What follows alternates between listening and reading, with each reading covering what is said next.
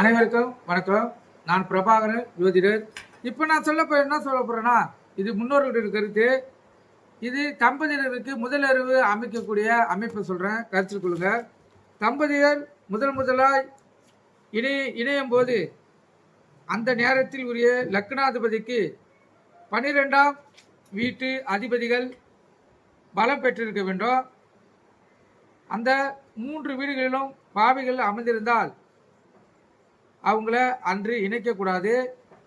அதே போல காலற்ற நட்சத்திரங்கள் ஆன கிருத்திகை, உத்திராடம், உடலற்ற நட்சத்திரங்களான மிருகசீஷம், சித்திரை, அவிட்டம், தலையற்ற நட்சத்திரங்களான புனர்பூசம், விசாகம், புரட்டாதி ஆகிய 9 நட்சத்திரங்களில் உள்ள நாடுகளில் அந்த புதுமண தம்பதிகளுக்கு முதல் இரவை ஏற்பாடு செய்யக்கூடாது. அதே போல் சுக்கிர ஓரை, புதன் ஓரை, சந்திரன் ஓரை ஆகியவற்றில் அந்த ஜாதகர்களுக்கு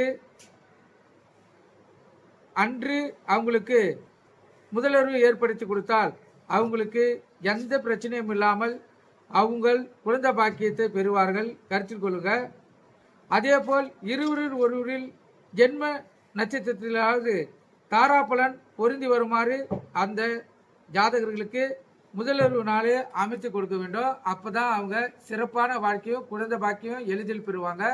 இதற்கு கருத்தில் கொள்ளுங்க. புதுமதி தம்பதிகளுக்கு நாள் குறிக்கக்குள்ள சிறந்த ஜோதிடருடன் சென்று நாளை குறிச்சிங்கன்னா உங்களுக்கு குழந்தை பாக்கியத்தை அந்த தாத்தா பாட்டி, அதான் அந்த ஜாதகருடைய தாய் தந்தையர்கள் எளிதில் அவங்க கிட்ட இருந்து பெற முடியும். நீங்கள் கருத்தில் கொண்டு பயன்பெறுங்க. நன்றி, வணக்கம்.